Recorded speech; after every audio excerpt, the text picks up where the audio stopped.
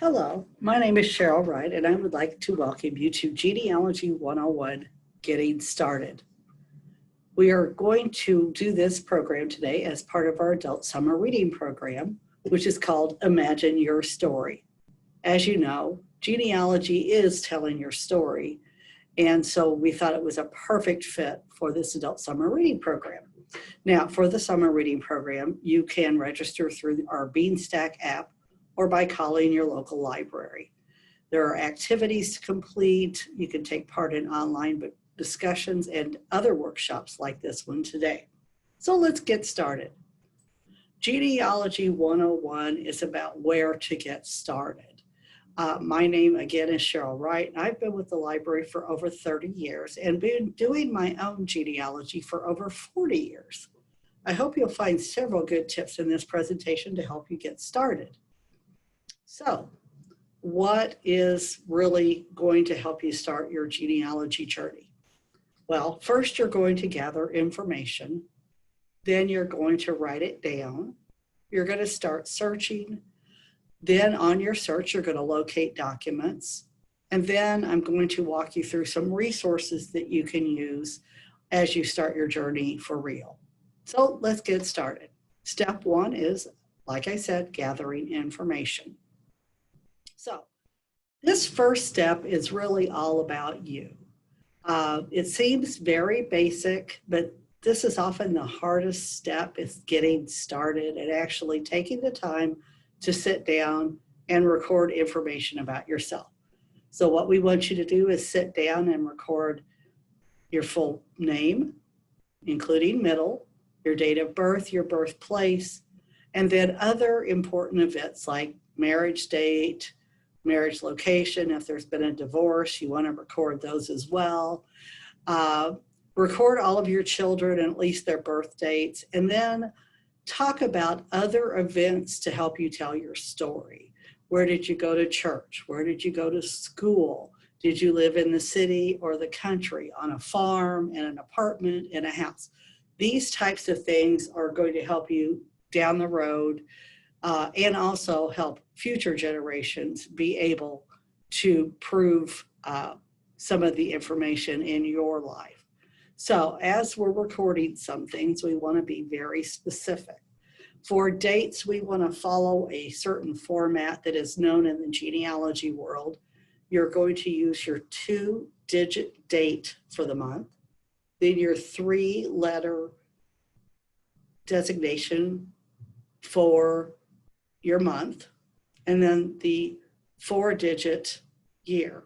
So this is going to look like 10 May 1936. Now for your locations, what you want to do is start with your smallest incorporated area and then build up. So put down what you know. If you don't know the city, you can just put the county, the state, and the country. If you know the city, you're going to put that first. If you know a town name, you're going to put that first. So my example here is Fishers, which is in Hamilton County, which is in Indiana, in the US of A. Now I put the US of A here. That might seem counterintuitive because, you know, we live in the US of A, but once you start getting further back and you might have immigrant ancestors, this is going to be very important to help you identify where this took place. So now you've got everything recorded about yourself. Now we want to move on to your parents. Now you want to make sure to record the same things you did for yourself, names, dates, locations, as much as you can. If your parents are living, this is going to be a little easier because you have them there to talk to and answer questions. Now, if one or both of your parents are deceased, this is going to be a little harder. So you can estimate dates. You can estimate when you're recording locations, like, well, I think they lived outside of Indianapolis, but I'm not sure where. Or they lived west of Indianapolis or north. Or, you know, they lived in Kentucky, but that's all I know. And then also you want to record, did they live, like you said, on a farm? Do they remember getting up at 5 o'clock to go feed the chickens?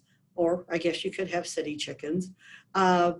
What did they do for a living? Things such as that. Put down any hints that might help you.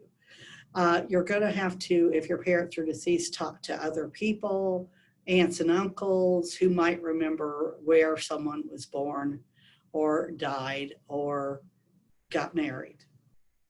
So now that you've got yourself and your parents, you want to move on to other generations. So we're going to go back to the grandparents. So hopefully you're going to have 2 sets of grandparents. You're going to try to record the same thing for them as well. Now, again, if they're living, this is easy. You just ask them where they were born, what the date was, where they got married. You might even ask how they met, but you're going to record all of this information.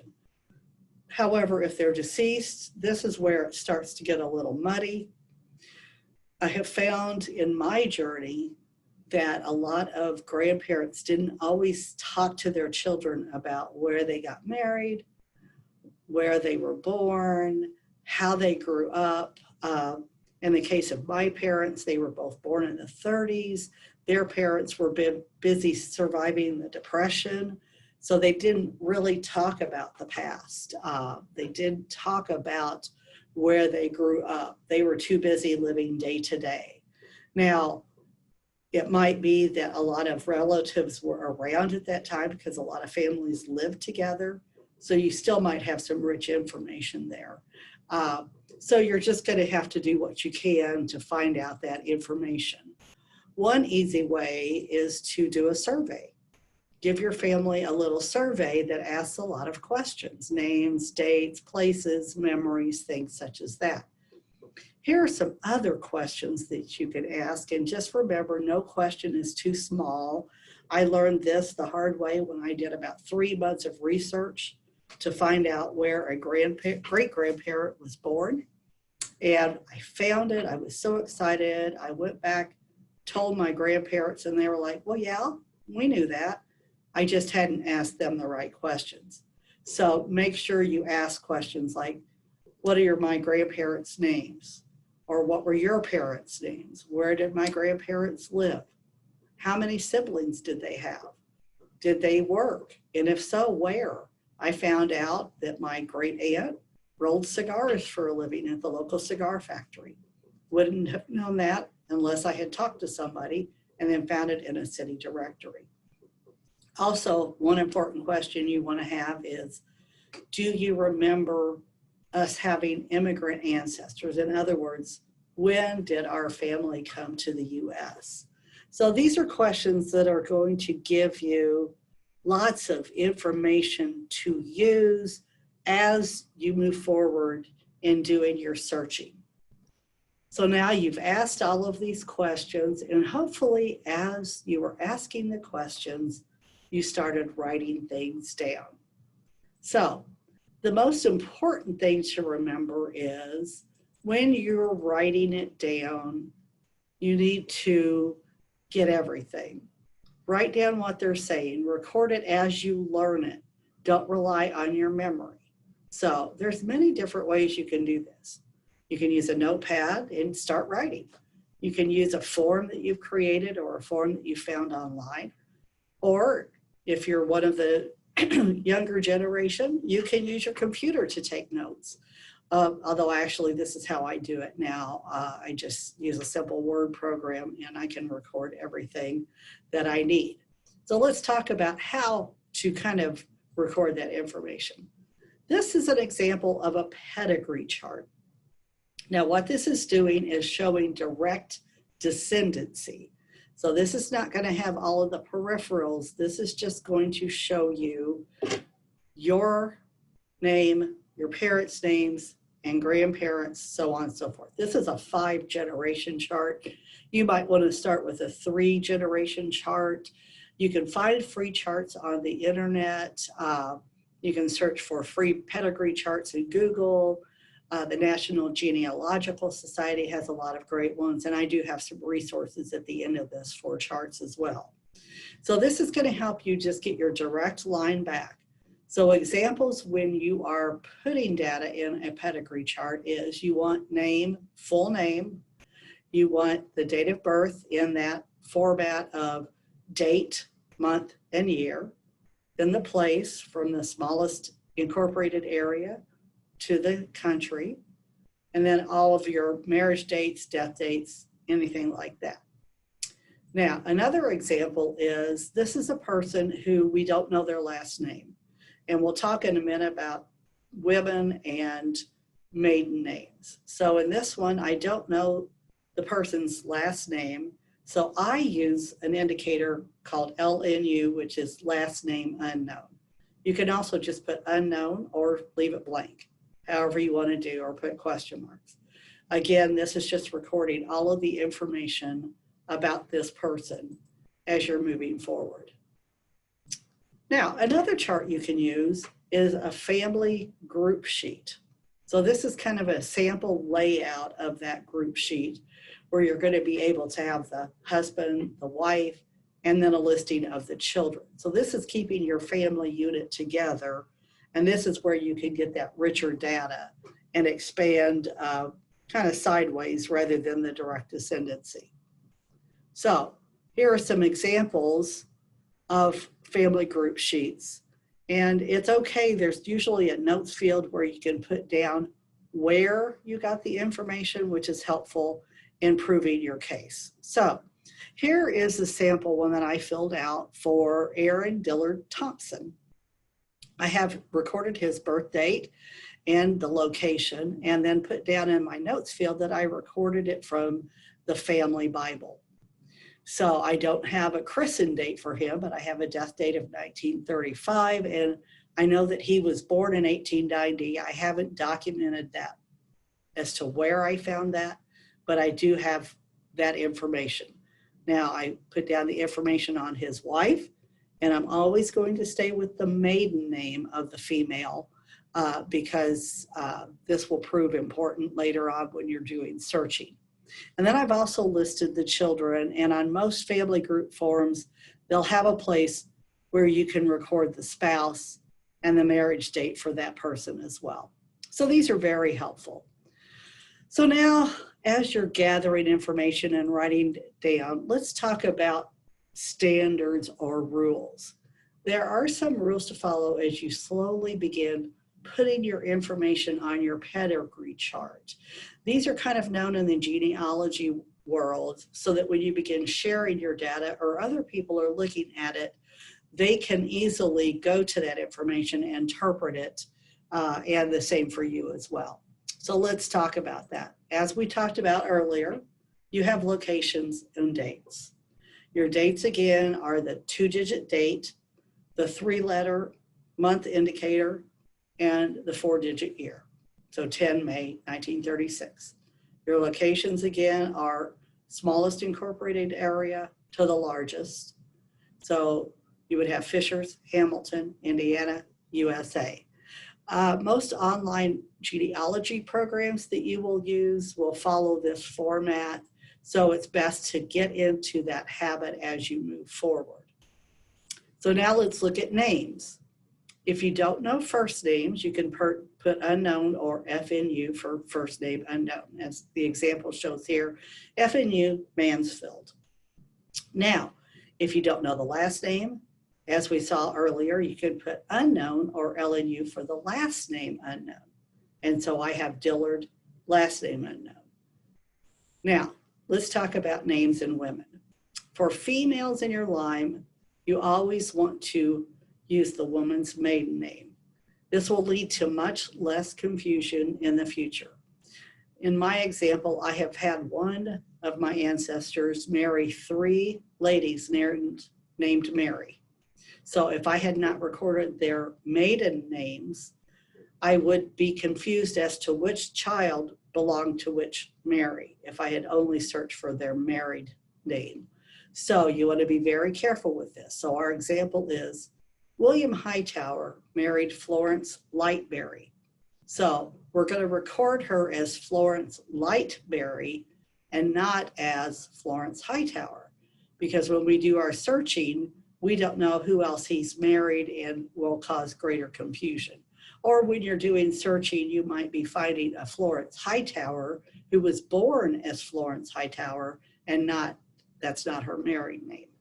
Now, there's a caveat here that many names vary due to ethnicity. Your Hispanic or Spanish names often are hyphenated names with the parent's surname until they get married, and then they use a parent's surname and their new surname. Sometimes other names, the last name is first name is last. So you have to know what those naming conventions are for those different ethnicities. So now we've got all of that kind of jotted down. It's time to start searching. So you've held off this long, jumping on that computer, going to the web, diving in. We all know that Ancestry is there where you just kind of type in your name and see what's there. Your trouble is you can get lost very easily and go down the wrong rabbit hole. So your easiest start is online now because you don't have time to run to different courthouses, and we have so many records online now that you don't have to spend that first part of your journey going and traveling to all those different places. There's a lot of different companies that have online records, so we're very, very lucky in this day and age. But still remember in the background that eventually you will have to visit those courthouses or those schools or churches or wherever those records are. So, basic online search tips. Records, I want you to know, are often incomplete or they have conflicting information. So, right off the bat, you want to know how to discern what's a truth and what's not a lie, but an inconsistency or a wrong memory. So when you start searching, you might want to do different search strategies. You can do last name only and a birth date. You can do first name, birth date, and location, or you can do first and last name and birth date. Try different methods because you're going to get different results depending on how you searched. Now, another thing with online searching is beware of name spelling. It will not be consistent. I have a ancestral family that goes by the name of Kirchhoff, which is German. It has been spelled many different ways. We currently spell it as Kirchoff, but I've also found it as Kerokoff, Keorokhhoff, or Kirchhoff with 2 H's and 2 F's, or Kirchhoff with 1 H and 1 F, Kirchhoff with 2 H's and an F, or Kerk. So what I want you to understand is don't discount any of these people because it does not match your specific spelling.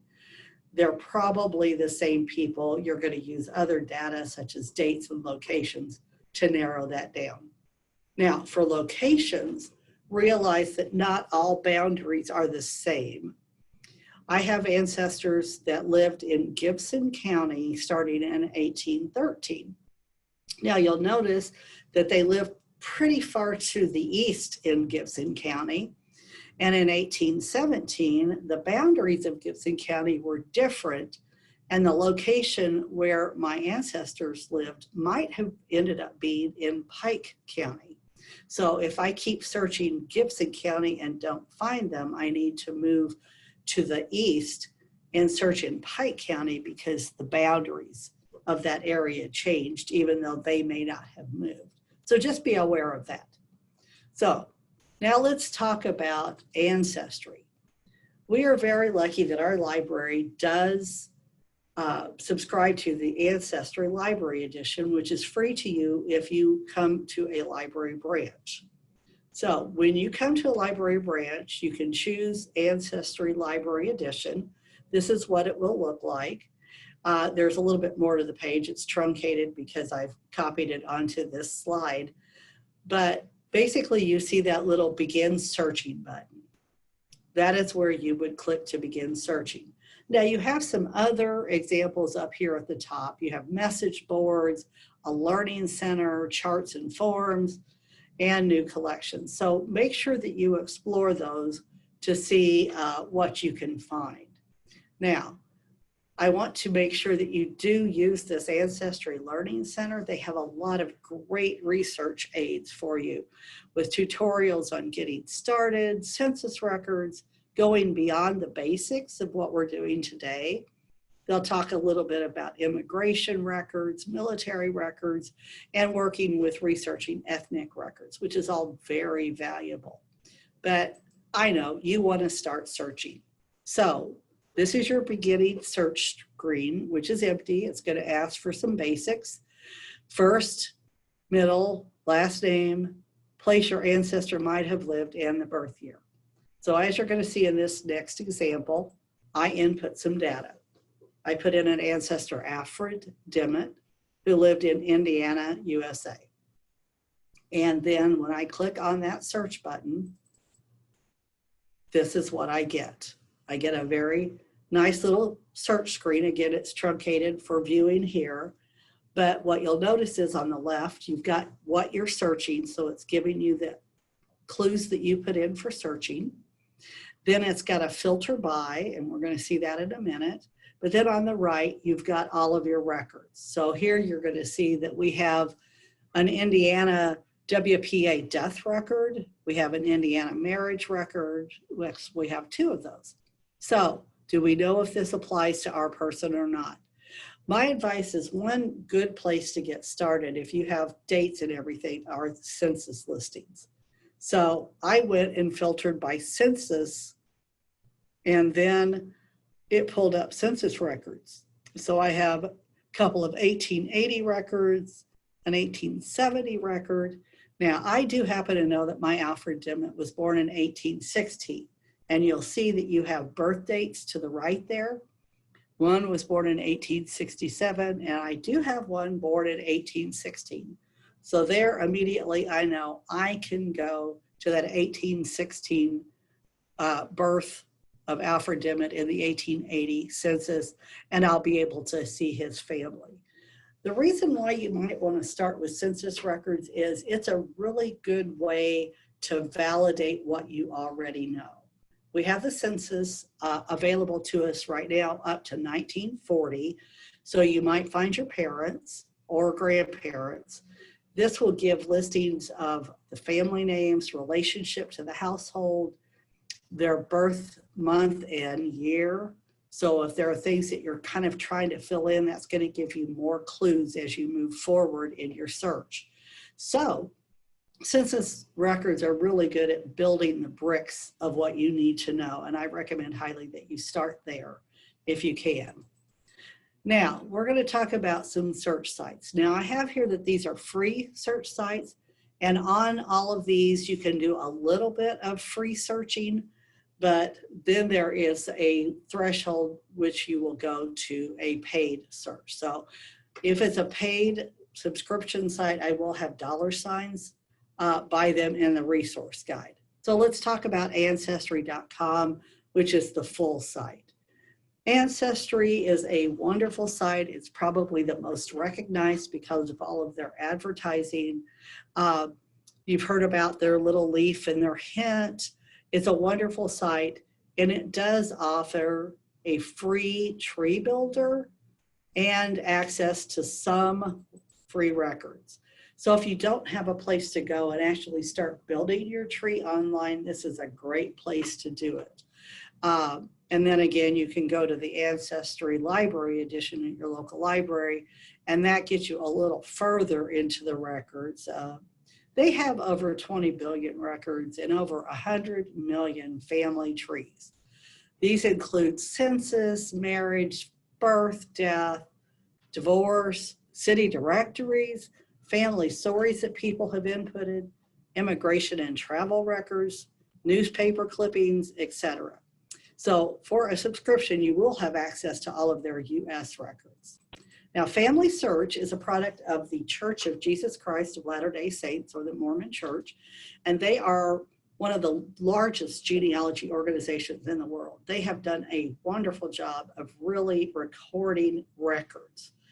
They've gone throughout the country and worked with local cities, governments, states to get records saved and recorded for preservation's sake. They have over 4 billion names in their family trees, and their service is free to all. You do have to create an account, and they have records, family trees, great learning tools, and at-home activities. They also provide a great wiki research page that helps you find out information on anything related to genealogy, boundaries of states, how to search the census, ethnic records, immigration and travel records, birth, marriage, death records. It's just amazing what you can find out in that wiki.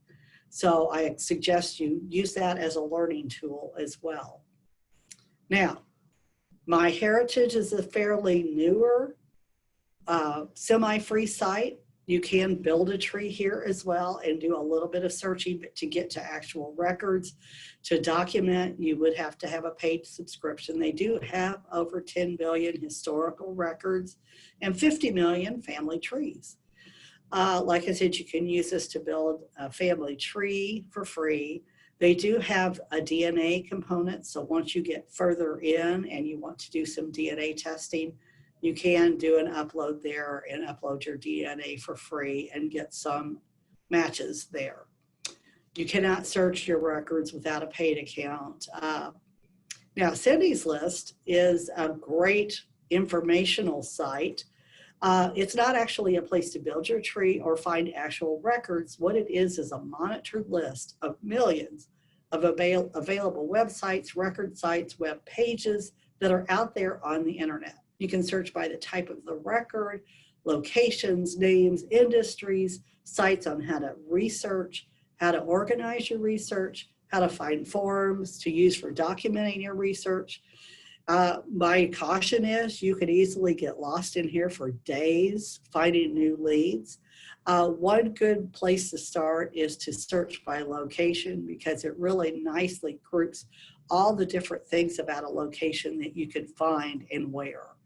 So if you're not sure where to find Indiana birth records or death records, you can go, it'll have by state and then by county and what you can find at each county. So it's an incredibly important site. Now, some other sites that you have, there's Find My Past. There is some free access for searching, and then again, it's a subscription site to go much further. Archives.com has a lot of great historical records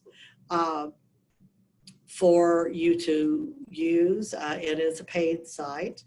Fold 3 is where you can find digitized military records, which is a greatly needed resource for us in the genealogy world. Very important, especially for Civil War and Revolutionary War records. Then there's Chronicling America. This is a site of the Library of Congress, and it's your portal to historical American newspapers. And they have lots of digitized newspaper pages from 1789 to 1963. Again, it's going to be varies by location, so you want to go in and look at the newspapers for the locations you're searching before you get in and start searching and get frustrated because you're not finding anything. Then we have Find a Grave, which is a gravesite collector for graves of ancestors, and you can create virtual memories, add photos, add a lot of information, flowers, anything that you want on that site. You can search or browse by the cemetery name, by the person's name, by the location. You can also search for the grave sites of famous people from around the world. So this is a fun one to really get in and look at as you're doing your genealogy.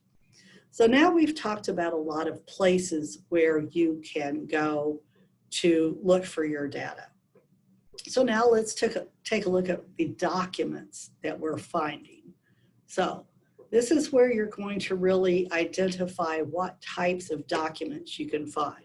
This is like recording, but what you're doing is logging links to these primary records or printing them out so that you've got information that will back up and prove what you've jotted down in your notes. So let's talk about a few of these types of records.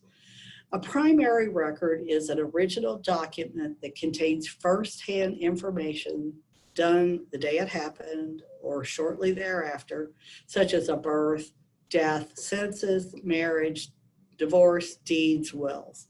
So that's a pretty broad collection of primary resources. So let's talk about the census. As I said, I usually use this as my first stopping point for a new family. Your census records go anywhere from 1790 up to the 1940s. The 1950 census, I think, is due to be released in 2022 or 24. So we've still got a little ways to go for the 1950. Now, for most of the censuses, you can find out name, color, sex, age, birthplace, occupation, things such as that. Now, for 1790 through 1840, all that you're going to find is the name of the head of the household and their age and sex, which is usually going to be male, but not always. And then they enumerate the number of people living in the household by broad age group. So you might find the females that are between the ages of 0 and 5, 6 and 10, 11 to 15 are the same for the males, or 20 and over. So you're not going to find a lot in this, and it's often very frustrating, but at least you can see if you're following back where these people lived. Now in 1850, they started recording everyone living in the family and their color, sex, age, birthplace, and how old, so the age with how old they were. After the 1870s, starting pretty well in 1880, they started recording the birth year and month and the relationship to the head of the house, which is exceptionally important because a lot of families had elder generations or boarders living with them, and you want to make sure that you're not assuming that someone listed in the household was actually a relation. These records are a wealth of information, but beware that they have many information tidbits, and you'll realize that there are a lot of discrepancies. So let's talk about those discrepancies and a little case study I have. It's called Great Grandma. I have a great grandmother who I have followed through the census. Now, in 1880, she was listed as being 8 years old, and her birth date was listed as 1872. So, great. I go to the 1900 census. Now, you'll notice that we skipped 1890. The 1890 census was burned in a fire in Washington, and so most of the records are not available. They've recreated a few of them, but for the most part, you're not going to find much in an 1890 census. So you're usually going to have a 20-year gap. So let's add 20 years to my great-grandma. So she should have been 28 in 1900, correct? Well, no, she listed her age as 37 and listed her birth year as 1862. Very confusing. So go to the 1910 census. She's aged 1 year and has listed her birth date again as 1872 as she did in 1880. So now I'm getting more confused. So in the 1920 census, she was 51. So she's gained what, about 13 years, and she lists her birth year as 1869. Now we go to 1930. She was 62, so she's aged 11 years and listed her birth year as 1868. Now the reason I walk through this is she was reporting her birth year as many different. There could have been a lot of reasons. She might not have remembered from year to year. Sometimes somebody else might have been reporting it for her. Say she wasn't at home during the 1930 census and her son was reporting it. He might have said, well, I think she was born in 1868. So there might be other reasons. Might be that someone was a out of wedlock birth, and so they fudged the age a little bit until they were grown. You never know what this is. And we also have to understand that enumerators did not always hear things correctly and might have made a mistake in logging the recording as well. And I think that could have happened in the 1900 census is she said 1872, he put down 1862, and that's where we got off. So just to always beware, your dates are not going to match, and you're going to have to play detective to figure out what the reality is. So now let's talk about vital records. Vital records are birth, marriage, divorce, and death, those vital parts of your life that have occurred. Most of these are at a county level early on, but can often be found at city or state levels as well. And they're very inconsistent. They were not always required or by law to be filed. So what you might find here is cautions that persons could often not spell their names. They had an idea. Many people in older days were illiterate, so you need to kind of understand that they would learn how to spell their name, or if they told someone else, they spelled it differently, or they went by several names. If you had Mary, she sometimes went by Polly. If you had Elizabeth, she might have recorded it as Betsy. You have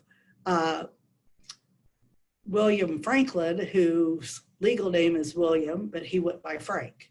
So if he never records William, but all of his official records are under William, you may be very confused as you move forward.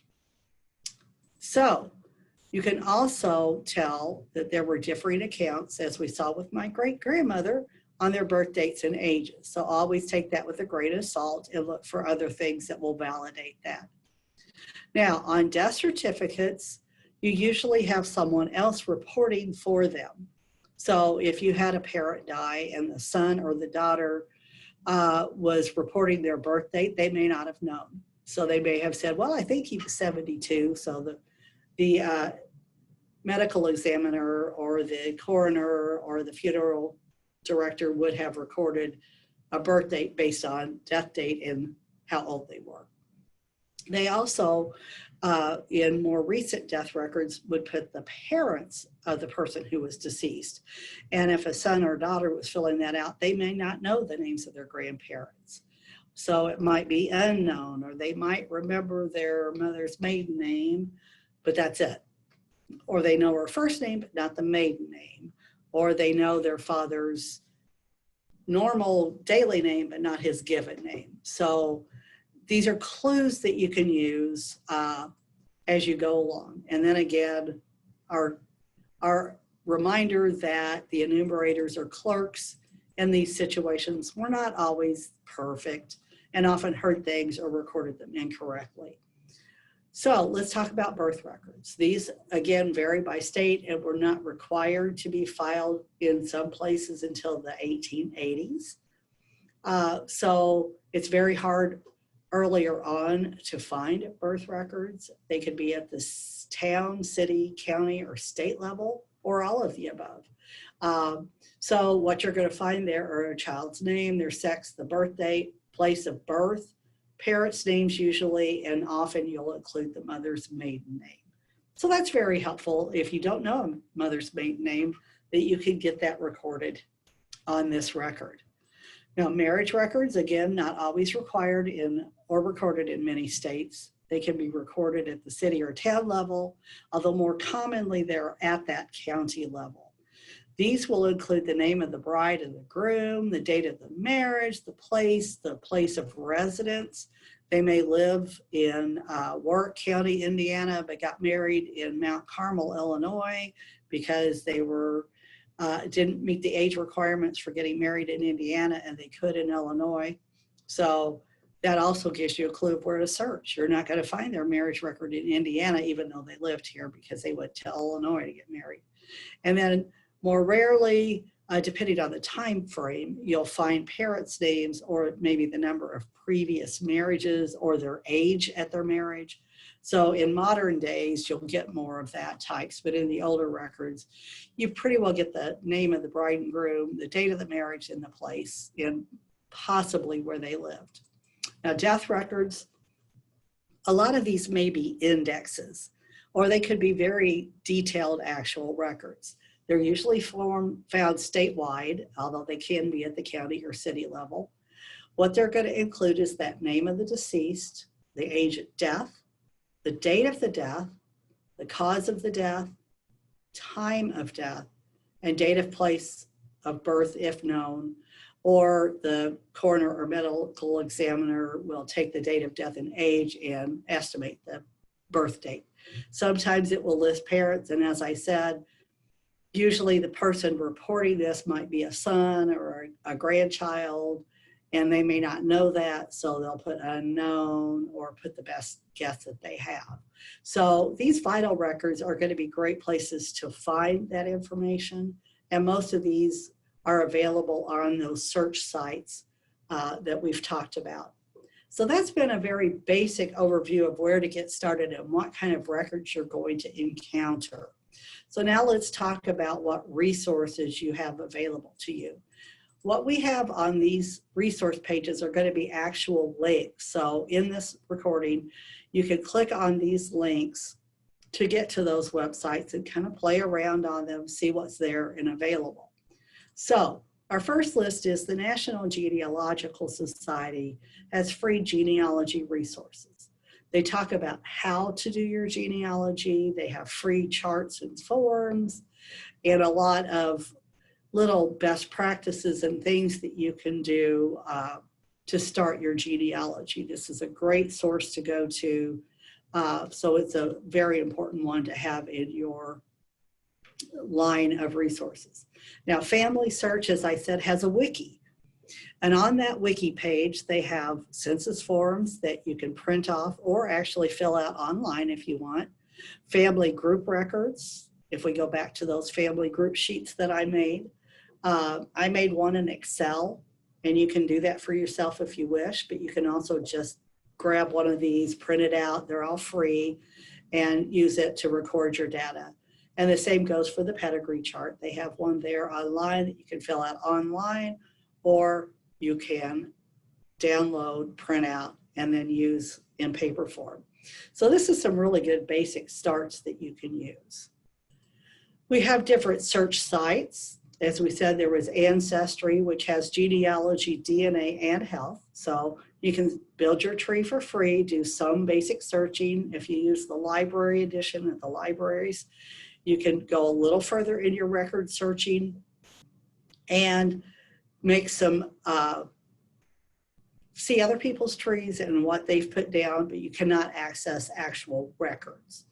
Family Search is a great site to get started. It is free, but you do have to have a subscription.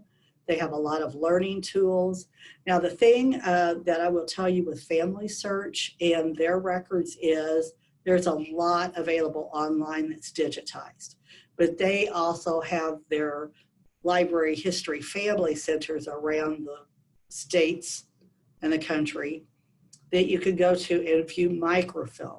They have microfilmed everything and not digitized all of their microfilm.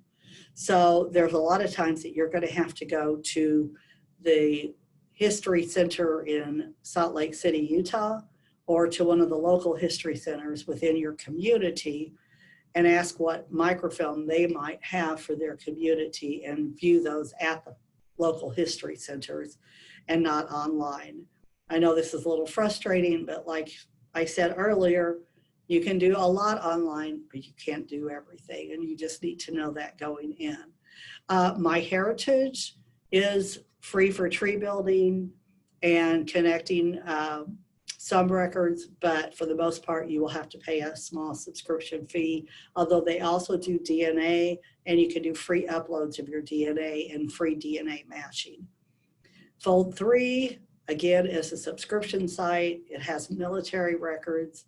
If you have an Ancestry subscription, it sometimes comes with Fold3 as part of that. And so you can have both of those. So you might want to look at the subscriptions if you do want to get an Ancestry subscription, or you can just do Fold3 on your own as a freestanding one. We have Cindy's list of genealogy sites on the internet, as we talked about. This is a great site, as I said, for finding where those records are and giving you hints to records you may not have even known existed. One of the great things they have on there are a lot of digitized Bibles. So it's always great to go and search, and maybe you can trip on a family Bible that you never knew existed that has recorded births, marriages, deaths in there. Always a landmine to find of information. Here is our link for Find a Grave, which is the world's largest grave site collection. This is, again, fascinating. You always want to take what you find on there with a grain of salt because it's always been reported by someone else and it not being recorded by the person who lived through it. So the death date would be probably correct, but birth dates, other things like that, if you find them on their listing of who's in the family, take that with a grain of salt. I have found that sometimes they've listed stepkids, adopted children, and that often gets confusing when you're doing your family tree. Chronicling America is your historic American newspapers from the Library of Congress. This is a wealth of information if you want to find newspaper listings. And we didn't talk about newspapers, but newspapers are a great place to find information, especially your online obituaries. A wealth of information gives maiden names sometimes, names of females' husbands that are survivors. It gives you more clues to search for. So I greatly encourage you to start looking at some online newspapers. And you can do that through Chronicling America. And then Archives is family history made simple and affordable. It is a subscription site, but I encourage you to really go through and look at that site and see all of the great things that you can find. So we're at the end of our journey, and I hope that you had a good time thinking about how you might be able to start this journey. I am available if you would like to email me at cwright@indypl.org with any of your genealogy questions. We are going to have a method for asking questions. You will be emailing one of our adult programmers, and then we will be doing some type of an online Zoom event later that you can join in and get some answers to those questions. So I hope that you will join us there. And I hope that you have fun starting your genealogy journey. I know I certainly did. Thanks for stopping by and listening.